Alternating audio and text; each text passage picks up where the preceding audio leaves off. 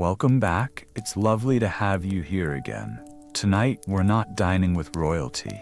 We're not feasting in candlelit halls with wine spilling across gold-trimmed plates.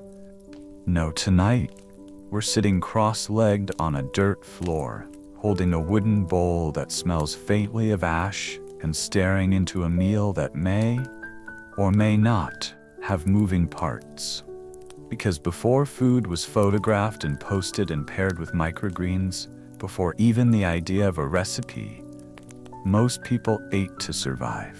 Not to celebrate, not to indulge, just to stay alive.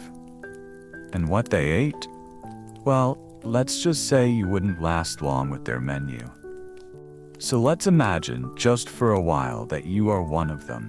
A medieval peasant somewhere in England, maybe France, maybe the Holy Roman Empire, anywhere between the 9th and 14th centuries, where winters were long, summers were cruel, and famine was never more than a rainstorm away. You awake to hunger, not a sharp one, but that dull, dragging ache in the ribs that's become normal. You'll chew dried rye crust that's gone green around the edges. You'll boil barley until it dissolves into gray paste. And if you're lucky or desperate, you'll roast something you trapped the night before. Something with a tail, something with bones too small to remove. That's what we're exploring tonight. The strange, sad, sometimes inventive, often revolting foods that real people, just like you and me, used to eat when there were no choices left. And if you've ever wondered what you would have eaten had you been born 800 years earlier, leave a comment when you're awake. Tell me, could you have eaten rat stew, or bark broth, or stale bread covered in lard? Which one turns your stomach the most? But for now, don't worry. You won't have to taste any of it. You only have to listen. Let's begin. Chapter 1. What's left after winter? It is the year 1316, and the sky hasn't been right in months. You live in a small village just beyond the woodlands of northern France, in the tail end of what later generations will call the Great Famine. You don't know the name for it. How could you? It doesn't feel like history. It feels like weather. It feels like wet boots and missing bread and babies that no longer cry. The rain started last spring and didn't stop. The river swelled and spilled across the barley fields. The wheat drowned. The oat sacks rotted where they stood. The roads became slick ruts, pulling carts down into the mud. Even the hay, your one hope of keeping animals through winter, was too moldy to use. The cows sickened. The pigs thinned. The chickens died quietly and quickly in their coops. And now, after 3 bad harvests in a row, there is almost nothing left. No one really talks about it. No one needs to. You can see it in the hollow cheeks, in the way children no longer play in the lanes but lie beneath the eaves of huts wrapped in empty sacks. You can hear it in the way the wind passes over the village. Quiet, mournful, as if even the trees are too tired to stand up straight. And so you wake on another damp gray morning to face the same question as yesterday. What is there to eat? Your stomach tightens as you rise. The fire has gone out again. The thatch in the roof drips near the edge of your palate. You push aside the blanket you share with 2 younger siblings and stretch your legs slowly, careful not to wake them. You're sore, not from work exactly, but from sleeping on packed dirt and bones that haven't had enough to carry. You reach for the small linen sack beside the hearthstone, the one you check every morning, even though you know it's empty. Your fingers find only the bottom seam, rubbed soft from repetition. You run your thumb along it anyway, as if food might appear by faith. Outside, mist clings to the fields.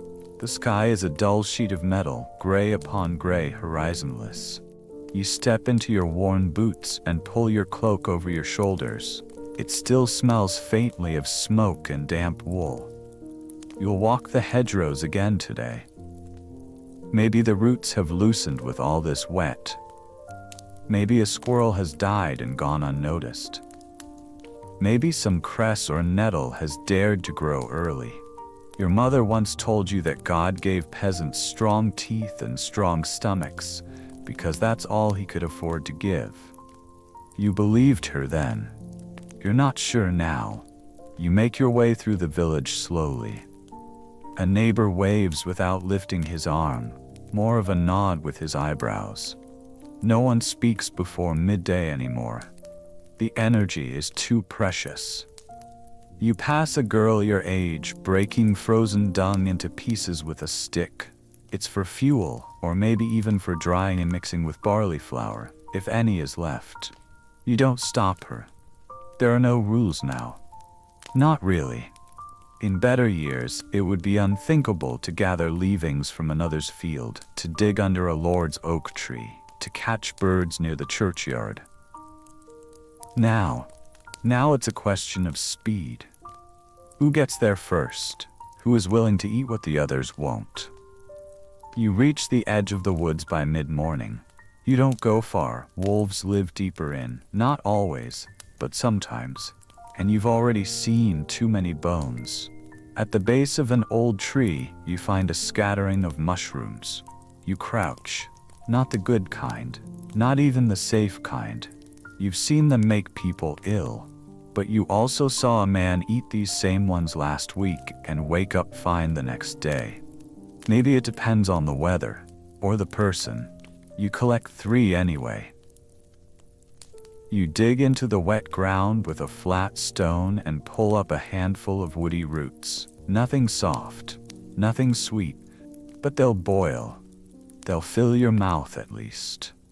On the way back, you find a dead bird, half plucked, its eyes gone, but the meat still on the legs. You wrap it in cloth without thinking. This is not a feast. This is not even a meal. This is survival.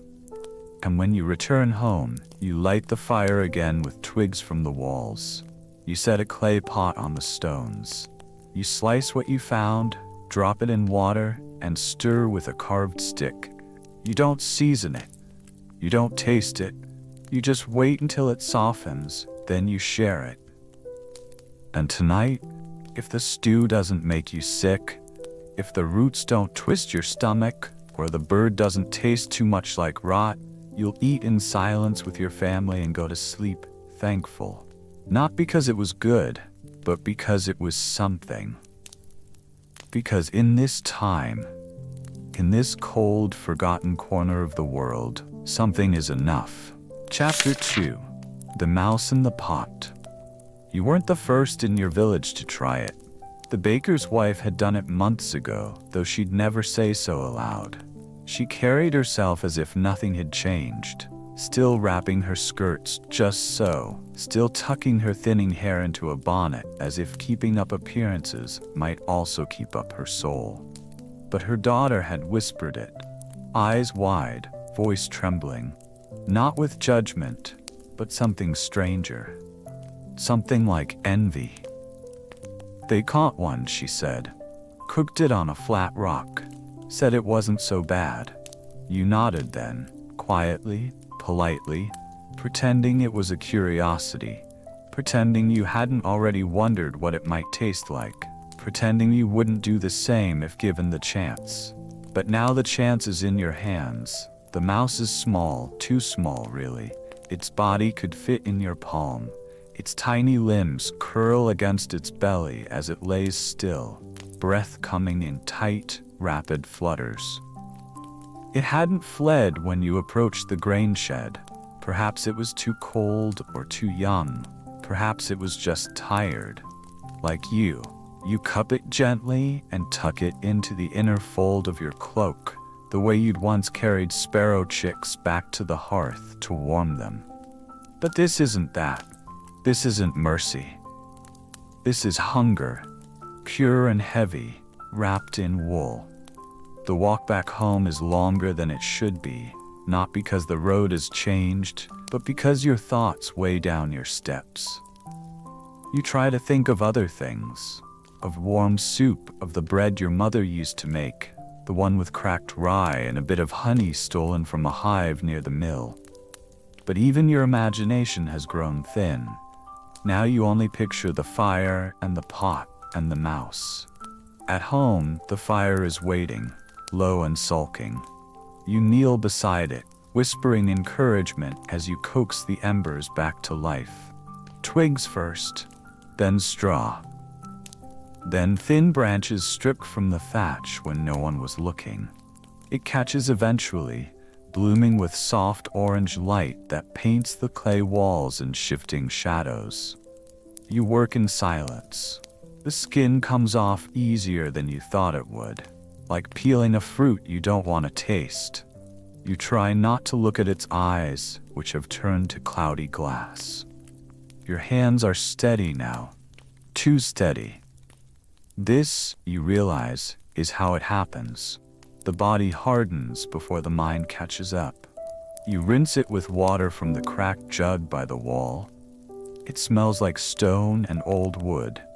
You whisper a prayer again, this time without words, just breath, just hope. And then you place the mouse in a small clay pot, add a handful of wild onions you gathered 2 days ago, and pour in enough water to cover it. You boil it slowly. The scent that rises is not foul. It's not delicious either. It's just meat. Familiar and unfamiliar all at once. It fills the tiny hut with steam and memory, both too faint to satisfy. Your siblings shift in their sleep, noses twitching.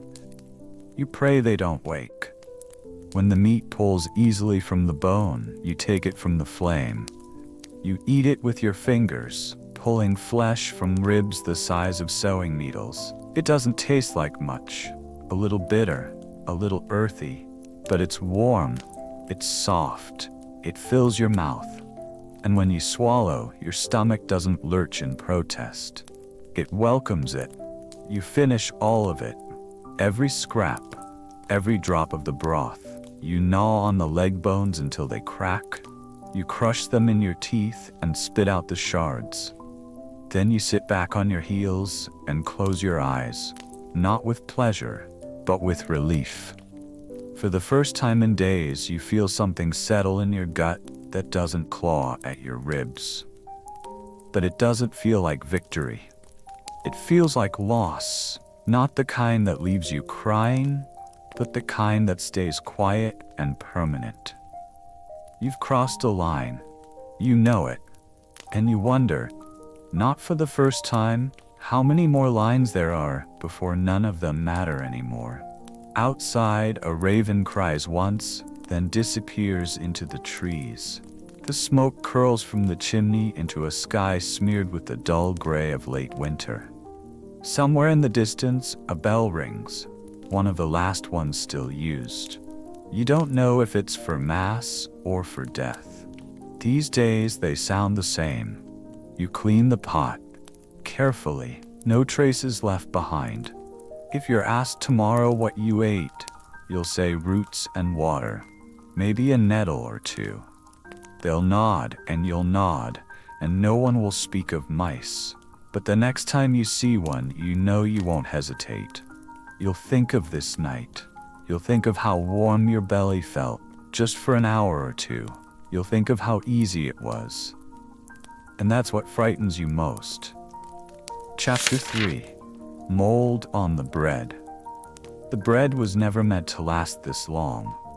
You remember that when you first held it in your hands, 3 weeks ago now. It felt solid, if a little hard around the crust. Your mother had pulled it from the embers of the hearth with careful fingers and set it down like a treasure. It had puffed slightly in the center, more from steam than flour, and its scent, faint though it was, had filled the hut with something like hope. That loaf had been made from barley, what little remained after winter rats had chewed through half the sacks, and stretched with milled acorn flour, water from the rain barrel, and a bit of salt begged from the steward's wife after her boy caught fever and needed prayer. Even then it was dark, not golden, not crusty, not light. This was not the bread that lords ate. It was dense, heavy, almost wet. But it was food, or at least it had been. Now it is gray, not just in the shadows, but in the flesh of it. Mold has taken root along the bottom and spread like a sickness through its center. You know this kind of mold, the fuzzy green veil that hides a deeper bitterness. You've seen others tear it away, scrape the edges, toast what's left over fire, and eat it anyway. Sometimes they're fine, other times not. Last spring, the Reeves' cousin had eaten old bread, wetter than this, darker, and spent 3 days clawing at his belly before slipping into silence. People said it was ergot, the rye sickness, a poison that grows like a curse in grain left damp. Some call it St. Anthony's fire, others call it madness bread. You remember how the man had convulsed in the night, eyes open, mouth foaming like churned milk. This isn't rye, it isn't that same poison, or at least you tell yourself that. This is just spoiled barley, touched by a bit of damp. It's been near the hearth, it's been wrapped in cloth. You did what you could, but now, the question sits in your lap. Do you eat it? You pinch the edges of the loaf gently, peeling it open like something sacred. The middle is darker, spongier. You tear a piece from the side, just a bit, and sniff. It smells like earth. Not rich earth, sour earth. Damp walls, something wrong, something still familiar. You toast it. You slice what you can and set the bits on a flat stone near the flame. Slowly the heat dries the surface, hardens the texture. The mold, at least in places, crisps and crumbles away. You scrape those spots clean with the back of your knife, pausing between each motion. The pieces are smaller now, burnt in some places, uneven. You don't care. Your siblings watch you from the shadows. They don't speak.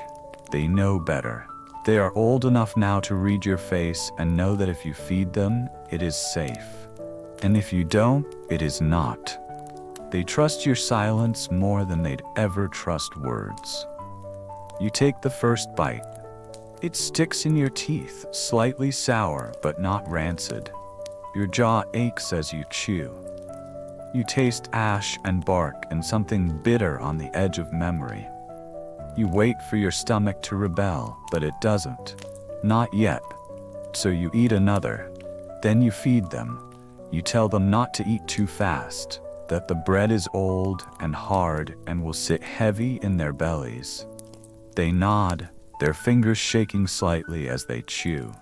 You watch them for a long time after they finish, looking for signs, a grimace, a flinch, a cough. But there's only silence and the rhythmic click of their teeth as they lick the crust clean from their fingers.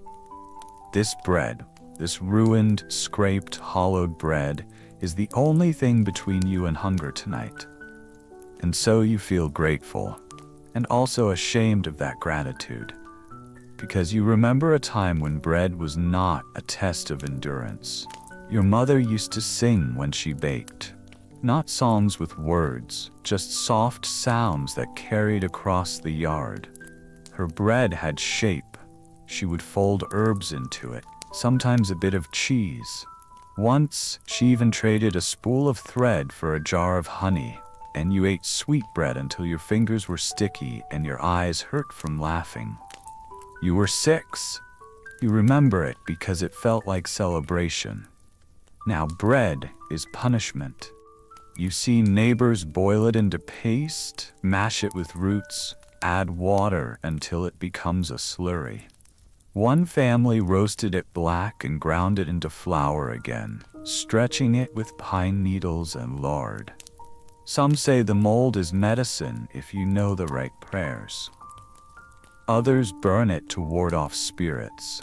You don't believe in either.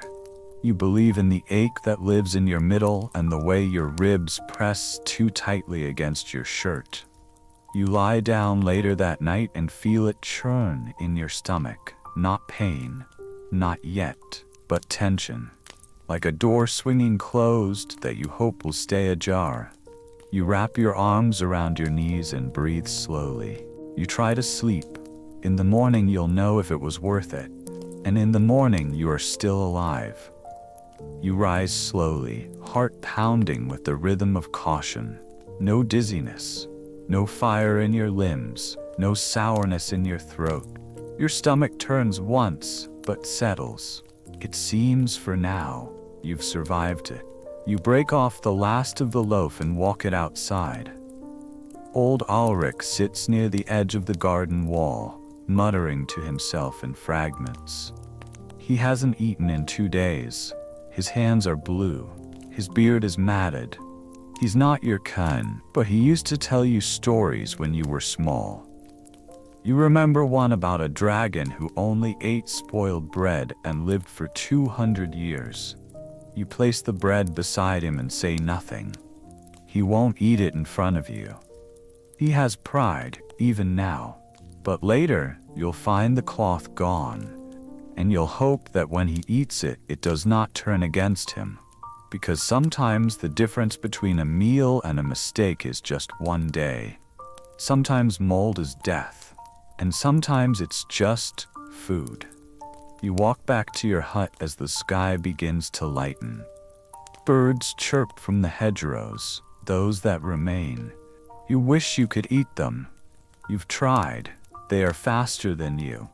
Inside, the fire has gone out again. You don't bother relighting it. There's nothing left to cook. You sit on the floor and run your fingers along your teeth, checking for looseness. Your gums have been bleeding, so have your sisters. You've heard whispers about a sickness, something from lack of greens. The priest calls it punishment. You call it what it is, scurvy. But you are still here. And somehow, being here feels like both a curse and a triumph. Because this world was not made to be kind. Not to people like you. But you wake up, and you eat what you can, and you hold your breath through the nights, and you keep walking. You chew mold when you must. And you pray that one day, if not for you, then for someone, you'll taste bread that's warm, soft, golden, and safe. Chapter 4. The Bark in the Broth. The trees were supposed to be your shelter, not your supper. They ring the edge of your village like ancient sentries, tall and motionless, their limbs black against the pale winter sky. In better years, you would have walked beneath them for shade, collected firewood from their fallen branches, carved whistles from their twigs for your brother. You knew their smells, their shapes, the birches peeled in pale curls. The oak stood rough and steady.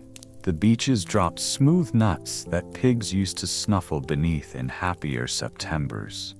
But now, you look at trees the way a starving man looks at anything.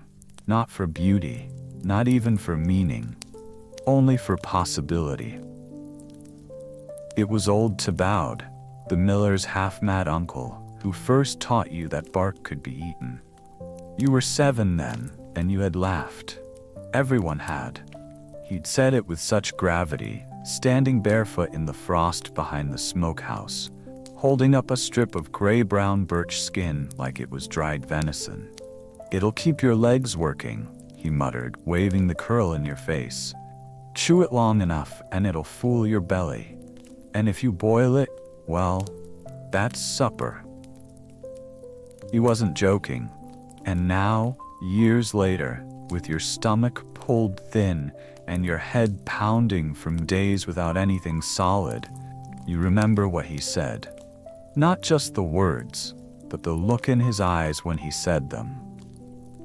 So now, with no flour, no barley, no meat, and no more mushrooms you trust to eat, you rise from your cot in the pre-dawn hush and walk alone to the woods with a knife wrapped in cloth and a prayer folded into your throat.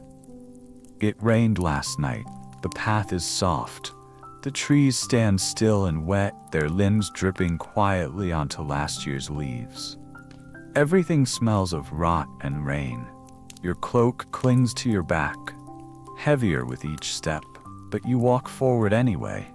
You find a young birch not far into the tree line. Birch bark is best. Everyone says so. Not sweet exactly, but not as bitter as oak. It peels clean, burns clean. Sometimes they even make flour from it in the cities. Real flour, white and soft and traded in heavy sacks too rich for people like you. But here, alone in this patch of dripping forest, it is not flour. It is hunger medicine. You kneel and score a section of bark with your knife. Carefully, not too deep. You don't want to kill the tree. It still has seasons left, unlike the crop that never sprouted. You pull gently, like peeling a scab, until the bark gives in a long, smooth strip. Then another, then another. You gather them in your cloak and head home. The fire takes time to light. Everything is damp. You curse the wood and your luck and the sky itself. Eventually it catches and you hunch over the pot, setting in the bark like strips of fish. You pour in water from the rain jar. Add the last of the bitter herbs you had tucked away in a pouch. Dry leaves, maybe nettle, maybe not. You stir slowly with a stick, watching the bark soften, curl, release cloudy threads into the water. This is your meal. You sip it first. The taste is strange, earthy, slightly sweet, with a bitterness that lingers on the back of your tongue. It coats your throat in a way that's not unpleasant, only unfamiliar. You chew a strip. It's leathery, resists your teeth, but it gives eventually and slides down your throat with surprising ease. You eat slowly, methodically, like a ritual. Your sister stirs behind you and sits up, rubbing her eyes. She sees what you're doing and doesn't speak. She simply watches, then rises and joins you. She's too young to pretend anymore. She takes the strip you hand her and chews in silence. This is how it begins. This is how the bark becomes normal. It fills your belly, at least for now. It quiets the ache that's been hollowing your insides for days. It gives your hands something to do, your mouth something to move, your mind something to focus on besides fear. And for that, it feels almost sacred. Later, the others eat too. Even your brother, who once gagged at spoiled porridge, now chews a soaked strip of bark like it's dried fruit. You hand him more. You don't lie. You tell him what it is. He doesn't flinch. That, more than anything, tells you how far you've all come. You think about what it means to eat a tree. Not just fruit from a tree, not nuts, not leaves, but the tree itself. You are scraping the bones of the land for nourishment, gnawing on the edge of survival, chewing something once meant to be shelter, fuel, firewood, shade. You are eating what the earth grows when it has nothing left to give, and you are grateful for it. Not because it tastes good, not because it satisfies, but because it exists. There's an old superstition in your village that birch trees are inhabited by spirits, that when they shed their bark too easily, someone nearby will fall ill. You think about that as you feed your family a broth made of those same spirits. You wonder what they'd say, watching you now, as you tear strips of their skin to stay alive. You don't feel cursed. You feel defiant. This is not thievery. This is not madness. This is adaptation. This is what the land offers when your lord refuses to lower the tax on grain, when the mill is flooded, when the chickens die of disease, when the stew pot boils over only with memories. And you are not the only one.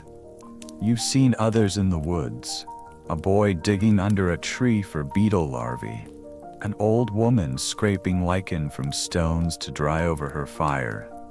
A family chewing acorns they've tried to roast the bitterness out of. Everyone is finding their own version of bark, their own way to go just one more day. You sip the broth again. It's cooled now, thicker. The strips have softened even more, losing their shape. You don't mind. It's warm. And in this season, warm is almost enough. Your sister finishes her portion and leans against your shoulder. Do you think it's real food? She asks, voice small. You pause, then you nod. Yes, you whisper, because it keeps us here. Chapter 5. The soup that crawled you. Don't remember when it started. When the idea of bugs stopped being something to flinch at and became something to consider. Maybe it was after the last grain sack split open and half a dozen black beetles scattered across the floor. Or maybe it was the day you watched a neighbor pick lice from her daughter's hair, pinch them between her fingers and flick them into the fire without a word. There was no revulsion, only efficiency. It's not that you like the idea, it's that the idea no longer matters. Food is no longer a thing you control. It is something you discover, claim, or salvage. And when you salvage, you must accept what comes with it. Legs, wings, shells, and all. The barley was old to begin with. It came from the steward's overflow stock. Sacks once meant for spring sowing, stored too long, too damp. You had to trade 3 linen wraps and a pair of pigskin shoes for a half sack of it.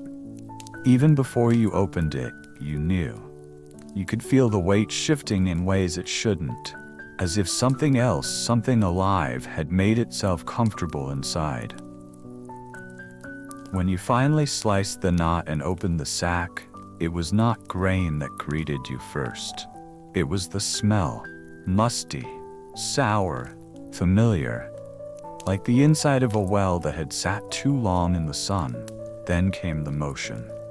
Tiny bodies scurrying across the surface of the kernels, burrowing into the grooves, slipping between grains as if they had grown there like roots.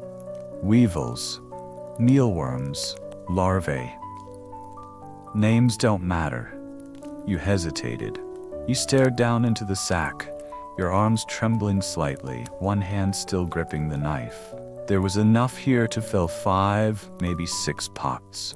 If you could clean it, you could make a mash, maybe a flatbread. It would feed the children. It would warm the stomach. It would keep the wind from echoing inside your ribs. And you knew what the others would say. Shake it out.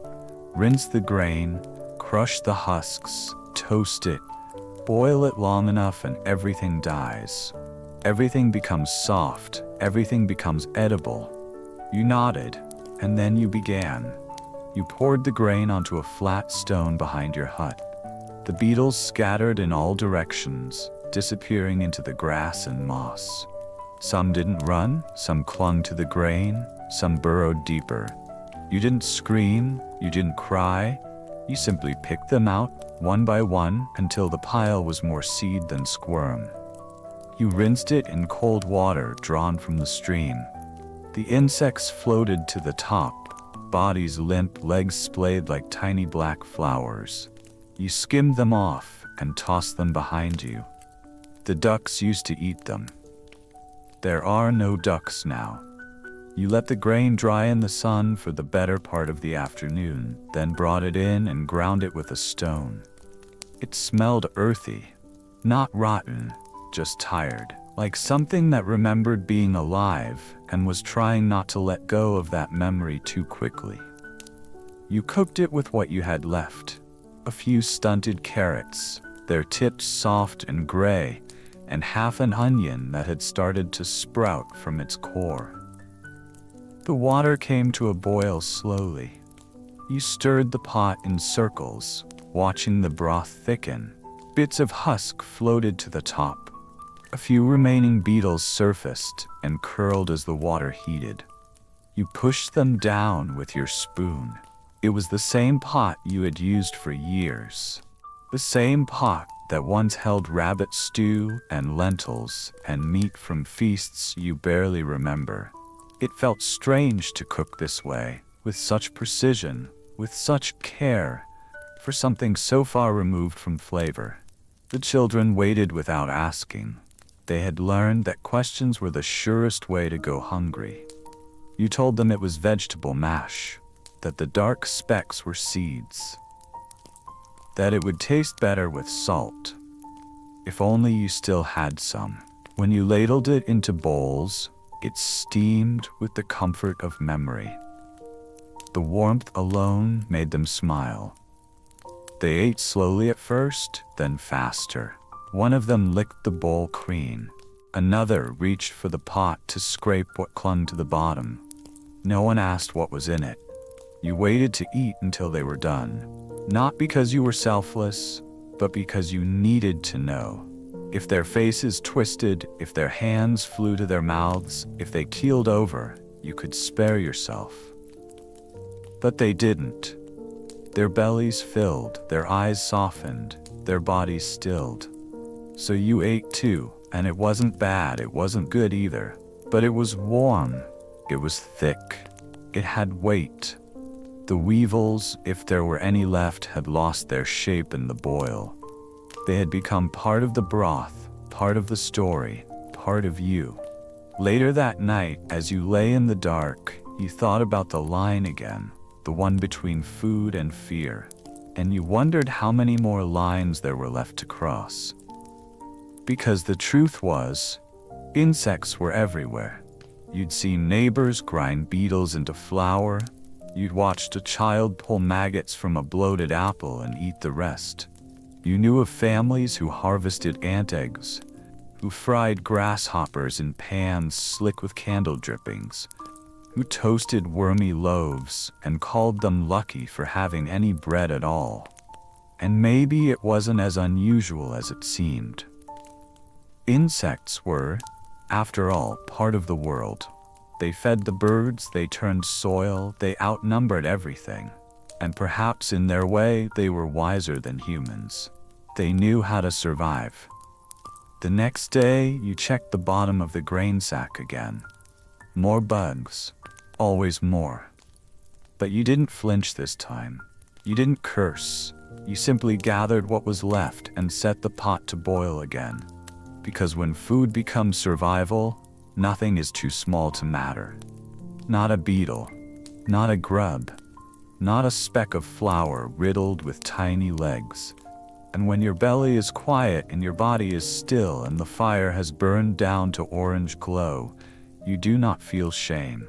You feel full. And full, in times like these, is more than enough. Chapter 6. Blood, Bones, and Boiling Stones. In spring, if the weather held and the animals survived the winter, there would sometimes be meat. Not for you, of course. Not unless you worked in the kitchen of the manor, or stole or trapped something in the woods and hoped no one noticed. Meat was for holy days. Meat was for debts repaid and favors returned. Meat was for those who counted coin, not calluses. But once in a while, when a pig was slaughtered, when an ox broke a leg in the field, when an old hen gave up laying and no longer justified its grain, you would be allowed something. Not the meat, not the good parts. But what was left? The blood, the bones, the things no one else wanted. And that, in times like these, was everything. You remember the first time you helped catch the blood. You were 9. The butcher's boy was sick with fever, and your uncle sent you to the slaughter yard because he owed the steward a favor.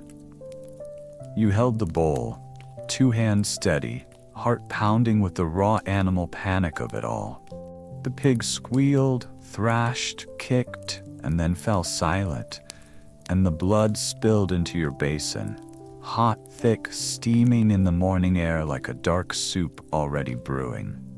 You didn't faint. You didn't flinch.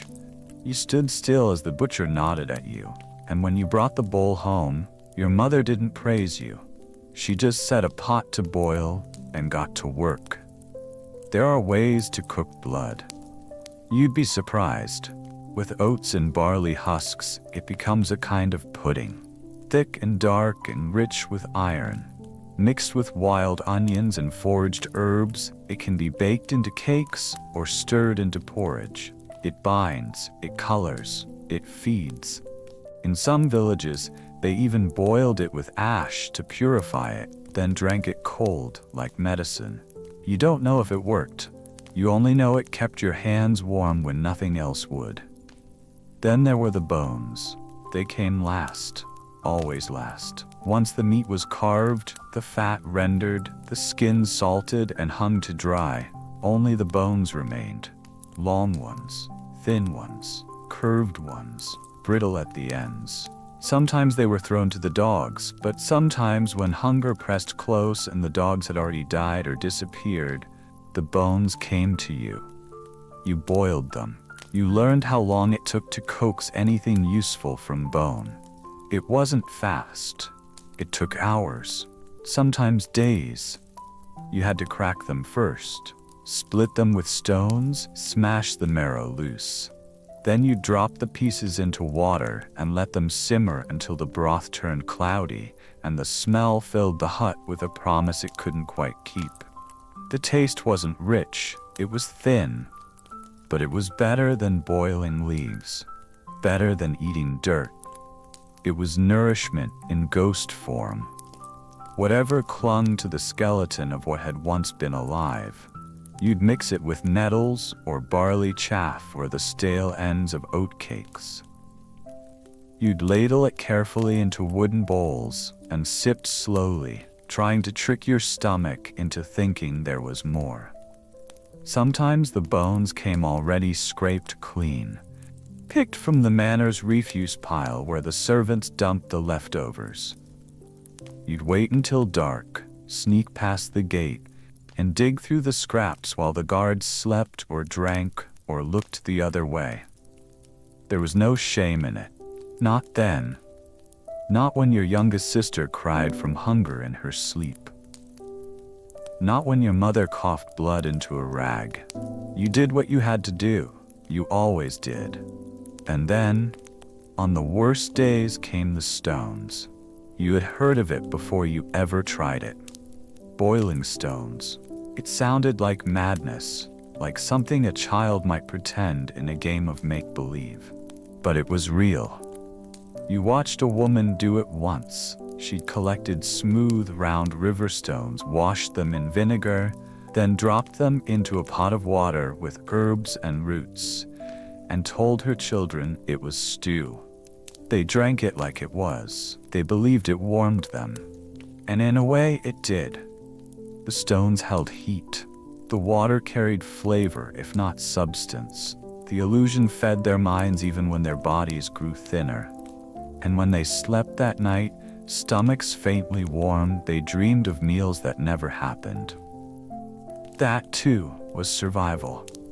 You tried it once, when there was nothing left. No grain, no bark, no beetles, no scraps. Just stale water and the will to pretend. You found 3 stones from the riverbank, boiled them with crushed grass, and added a strip of old leather soaked in vinegar.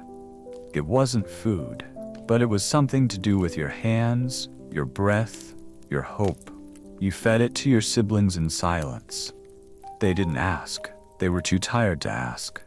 Later, when your brother fell asleep with the empty bowl still in his hands, you felt something strange. Not guilt, not triumph, but the aching, hollow realization that you were now the kind of person who boiled rocks and called it love. You stirred the fire and watched the last of the embers fall into ash. In the morning, you boiled the bones again. You boiled them 3 times, 4 times, 5. You boiled them until they crumbled, until the water turned milky and sticky, until the marrow was a shadow of what it had been. Then you mixed the slurry with flour, if you had it, or mashed tubers, if they hadn't rotted, and baked small cakes that burned easily and stuck to the pan, but filled the hut with smoke that smelled like history. Because this is how your people have lived.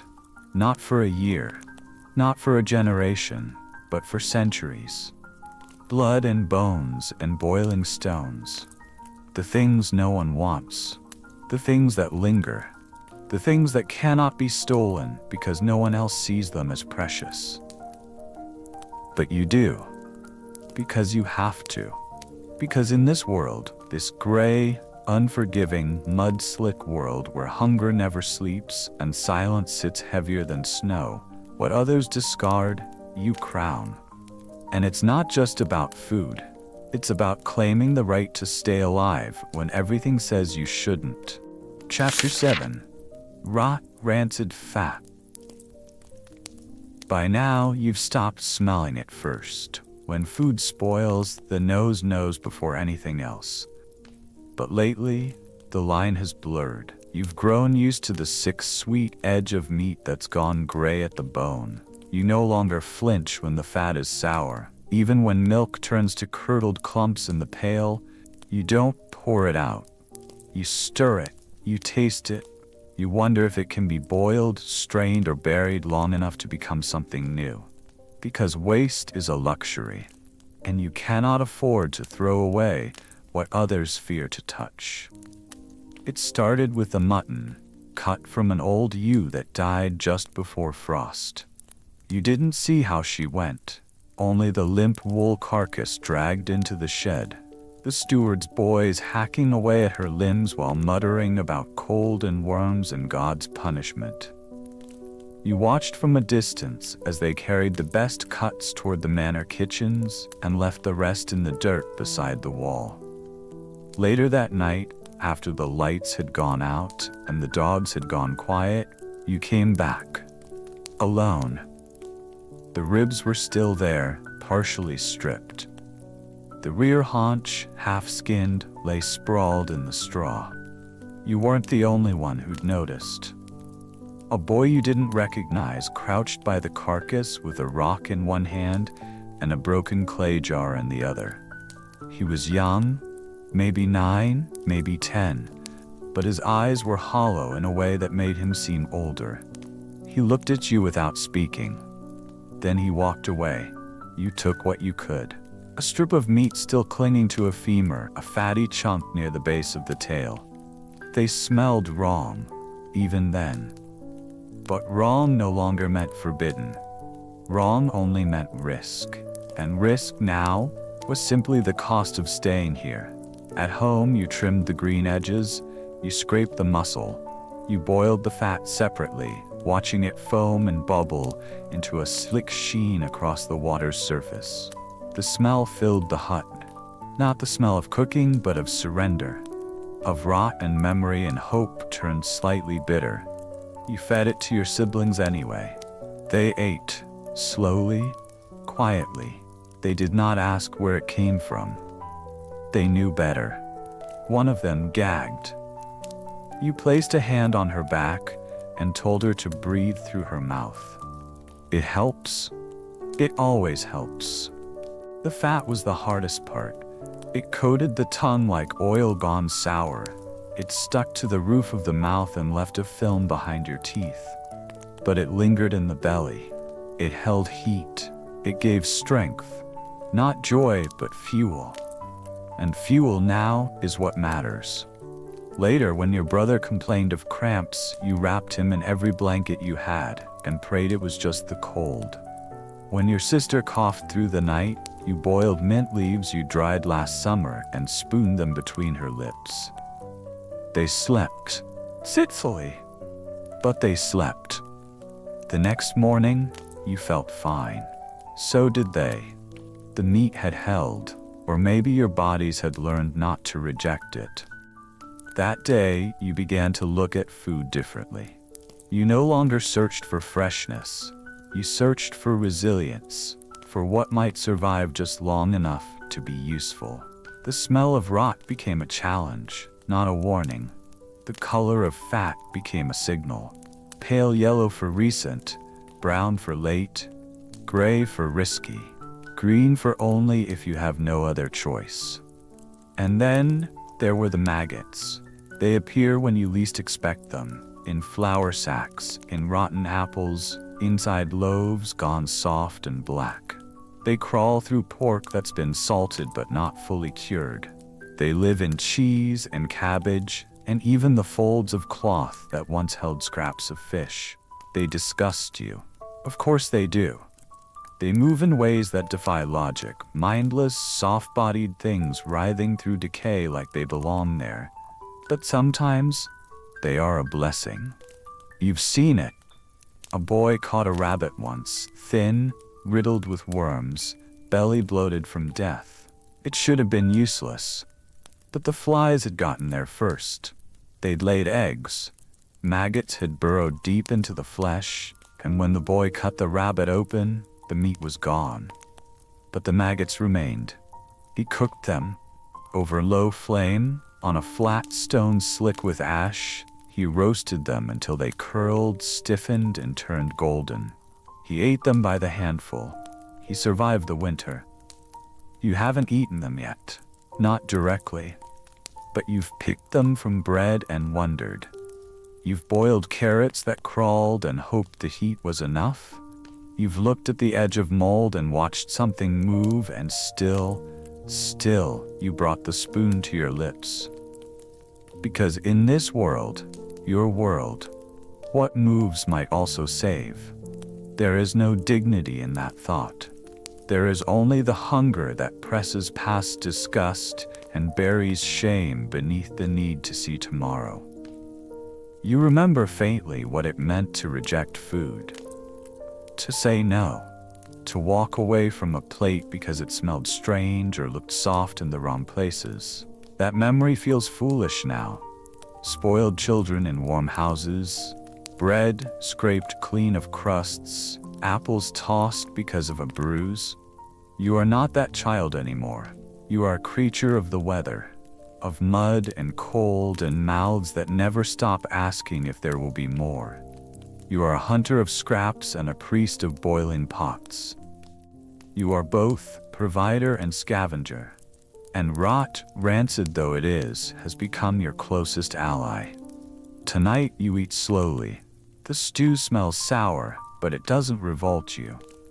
The fat floats in pools that shimmer in the firelight. You close your eyes as you chew, not to forget, but to focus. You taste the iron, the ash, the faint sting of something too long kept in a barrel that was never truly clean.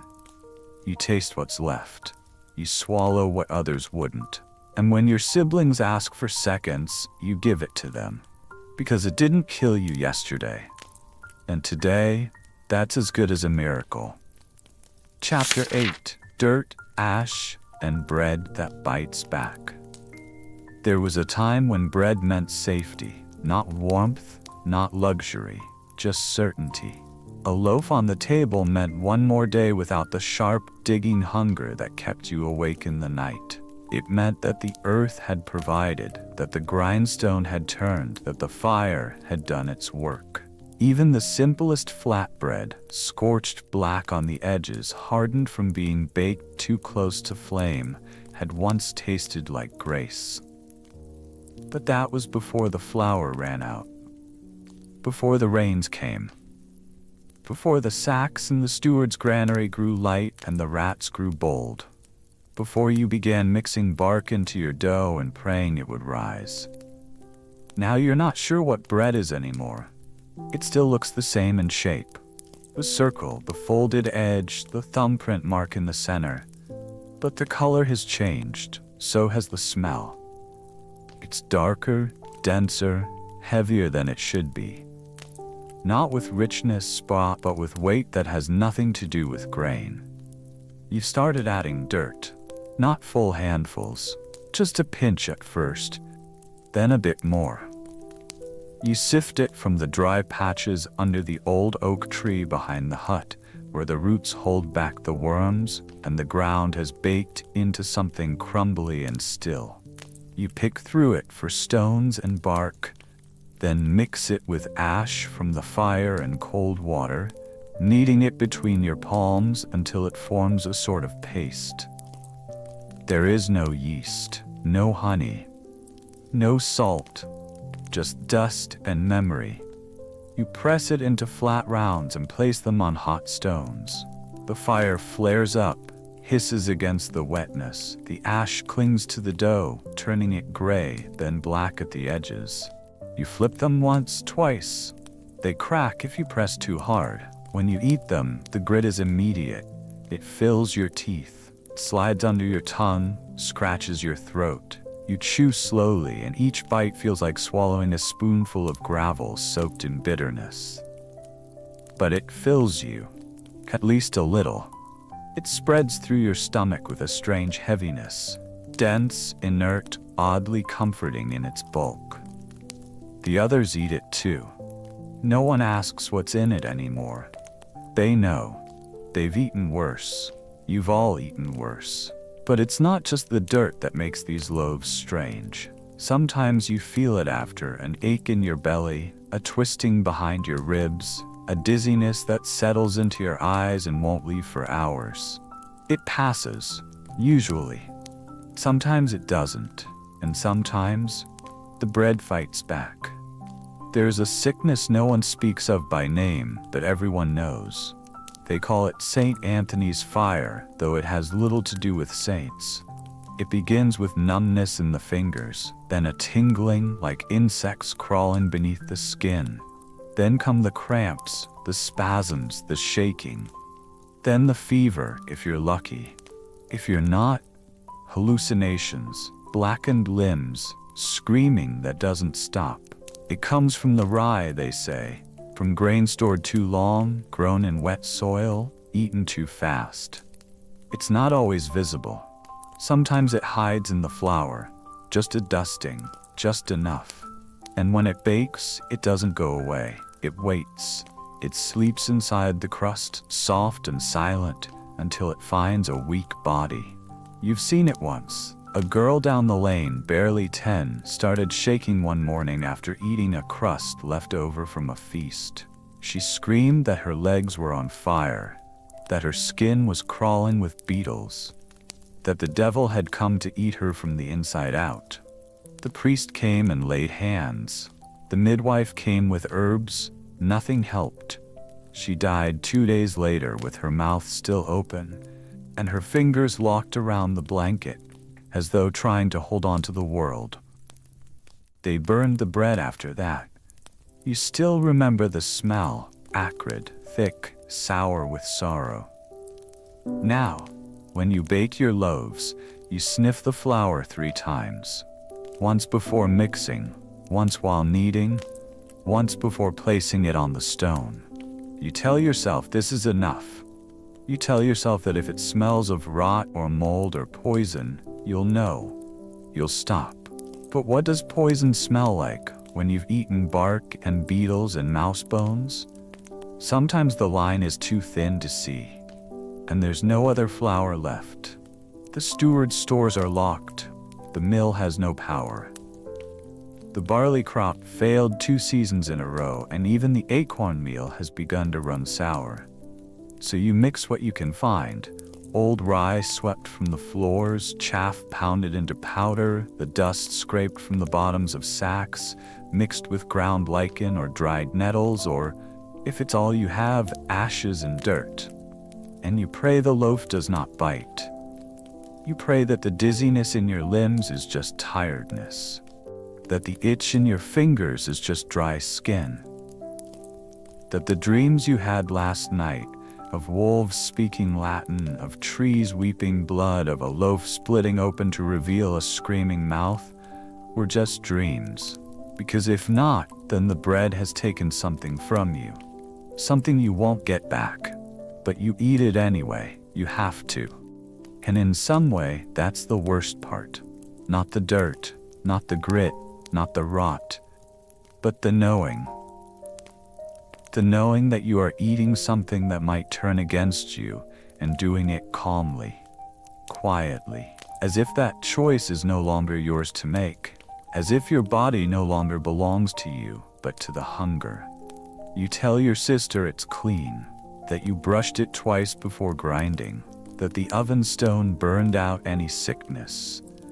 You watch her take a bite and smile, trying not to wince as she chews. And then you wait. You wait an hour, a day, a night. And when no fever comes, when no vision sees her in sleep, when she wakes the next morning with her mouth dry but her breath steady, you let yourself believe that maybe this time it was only bread, only ash and bark and soil, but not poison, not madness, not fire. And for that you feel something like triumph, not joy, not relief, but the small, stubborn seed of survival, the knowledge that once again you fed them. Once again you lived. You break the last piece of bread in half and hold it close to your face. It smells like smoke, like stone, like earth itself. And you eat it anyway, because it keeps you here, because it keeps you yours. Chapter 9. Hunger makes its own rules. By now, you've stopped counting the days between meals. Time is no longer measured in sunrise or vespers or bells. It is measured in the space between hunger and not hunger. In the moments when your body quiets long enough to think again. In the hours you spend searching the hedgerows for something green, anything green, even something bitter or sharp or waxy. Anything that doesn't make you sick or feel even more hollow after you eat it. Hunger has become the map by which you navigate the world. And you've come to understand something that no priest ever told you. Something you've only learned in these long gray months of soft-bellied cold and loose-toothed silence. Hunger makes its own rules. It does not respect the old boundaries. It does not wait for permission. It does not care for the lines you once thought were carved in stone. What was holy, what was forbidden, what was yours and what belonged to another. Hunger is older than the church, crueler than your landlord, stronger than shame. It rewrites the laws of your body and soul with the same blunt edge it uses to scrape moss from trees. You remember what it was like before. When stealing was unthinkable. When your mother, tired as she was, would whisper the 10 Commandments as she sewed. Her voice quiet but sure. You shall not steal, you shall not covet, you shall not bear false witness. And you repeated them like a spell. You believed that goodness would keep you safe, that God would reward the obedient, that poverty was a test, not a punishment, that obedience could feed you, but obedience has not fed you. So you stole. It started small, an egg left on a windowsill, a handful of dried peas hanging from a nail in the barn. The shepherd's lunch, left on a stump while he chased a lamb. A crust fallen from a merchant's bag at market. Not enough to matter, not enough to harm. Just enough to pretend that your hands were still clean. But the thing about hunger is that once it breaks something, it doesn't bother putting it back the way it was. It doesn't care about the part of you that wants to be good. It only asks one question, again and again, will this keep you alive? And so, when your neighbor's root cellar cracked open in the frost and you saw the turnips half buried in straw, you took 1, then 2, then 4. You meant to replace them, you meant to explain, but you didn't. Because by the time morning came, they were already boiling and your sister's cheeks were already pink again, and your brother's hands had stopped shaking. And no one ever asked, because they understood. Hunger had already rewritten their rules too. You've seen things you wouldn't have believed before. A woman digging through the midden heap behind the tavern, lifting a scrap of mold-crusted cheese to her nose, testing it with her tongue, then slipping it into her apron as though it were gold. A boy chewing wax candles after Easter, swallowing the hardened drippings in chunks and praying they'd melt in his stomach. A man, once proud, once a carpenter with tools and dignity, fighting with a dog over a fish skeleton in the alley behind the fishmonger's stall. The dog won. The man cried, not loudly, but with quiet, heaving sounds, face down in the mud. These are not stories. These are not parables meant to instruct or entertain. These are your neighbors. These are the people you used to greet every morning with nods and names. Now they barely lift their heads when you pass, because they know what you've done, and you know what they've done. And it doesn't matter, because hunger has made its own rules. It says food is food, even if you have to lie to get it, even if you have to beg, even if you have to trade things that aren't meant to be traded. You think of Margaret, the girl with the soft brown eyes and the laugh that used to ring across the commons. She used to dance at the harvest feast with flowers in her hair. Now she sells herself behind the blacksmith's shed for half a bowl of stew. Not every night, just sometimes. Just enough to keep her father from fading into bone. She doesn't cry. She doesn't look ashamed. She just does what hunger requires. And no one speaks of it. Because to speak of it would be to admit that it might be required of you next. There's a strange quiet in the village now. Not the quiet of peace, but of shared silence. A silence that stretches between doors and fields and hearths. No one asks questions anymore. No one blames. The baker no longer weighs the flour with precision. He simply scoops what he has, adds water, and prays it lasts another day. The priest no longer preaches about gluttony. He passes out crusts from behind the altar and blesses them with hands that tremble. You've noticed the children have stopped playing. There are no more races through the hedges, no more games of bones and sticks. The laughter has faded.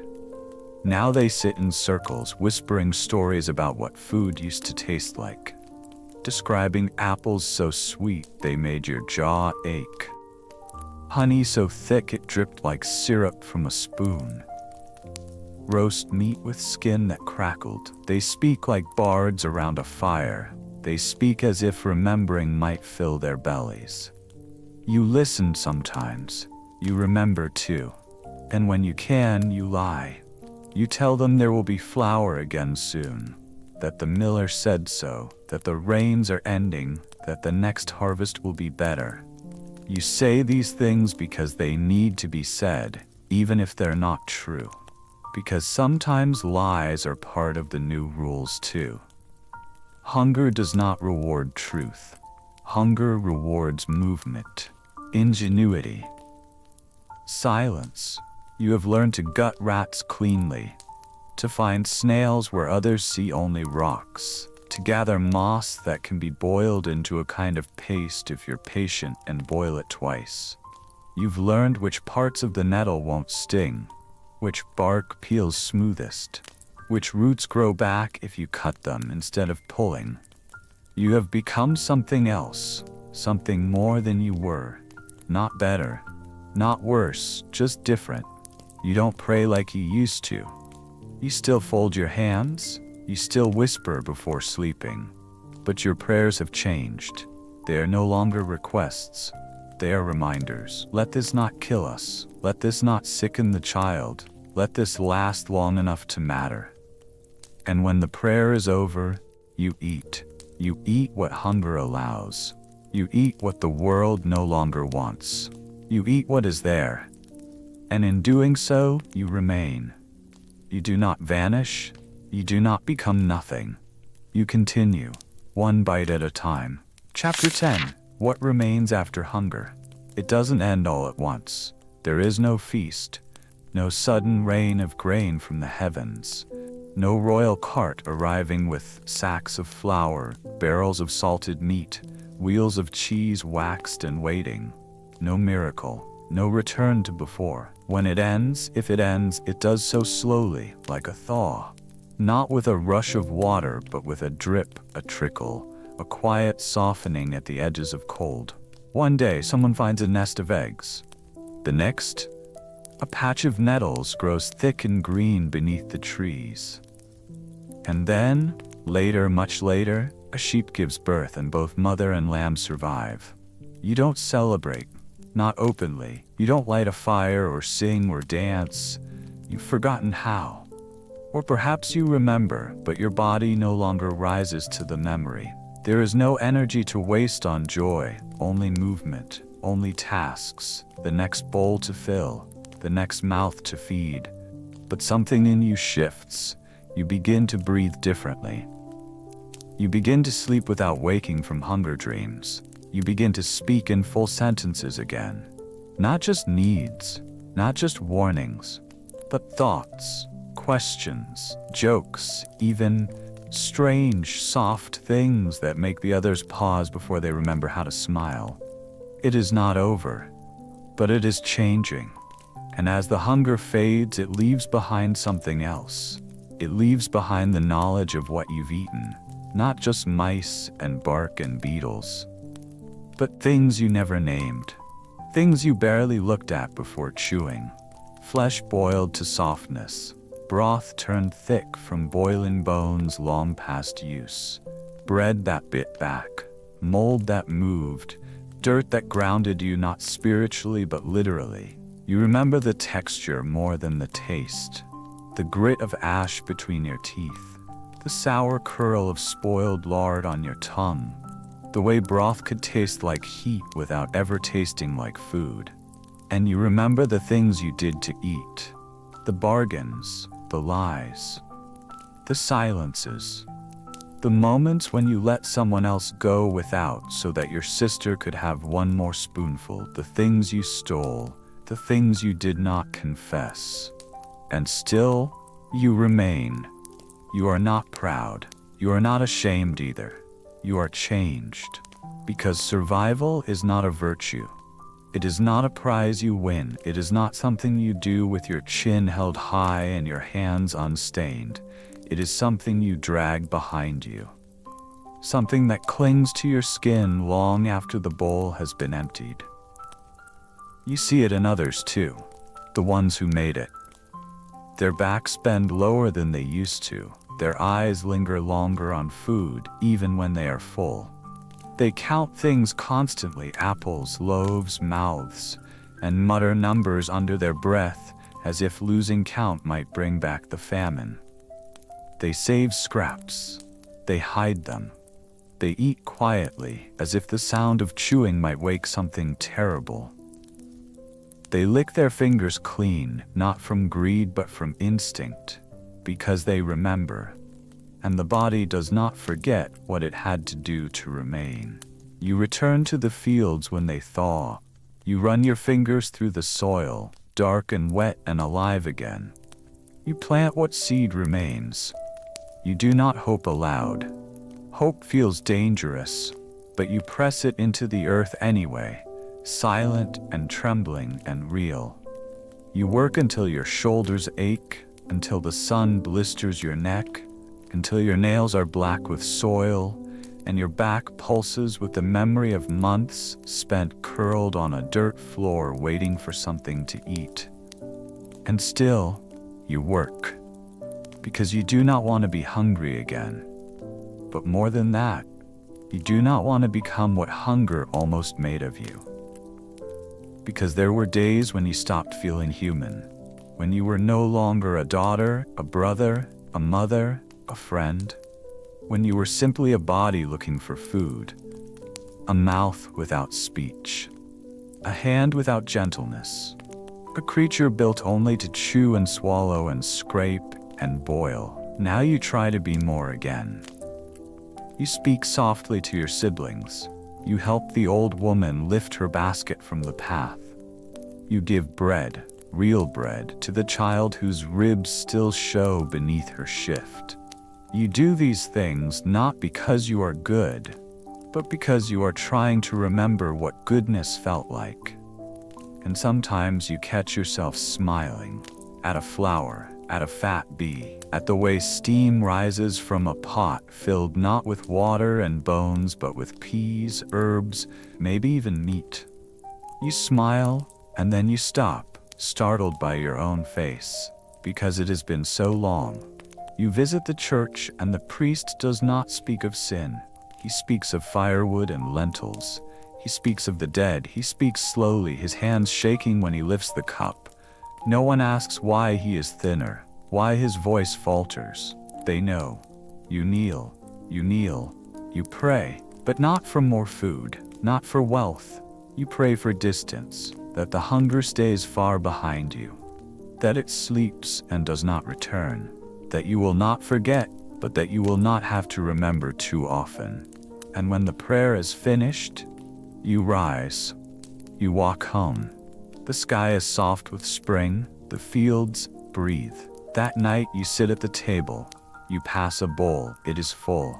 You do not flinch. You eat slowly, reverently. You close your eyes with the first bite.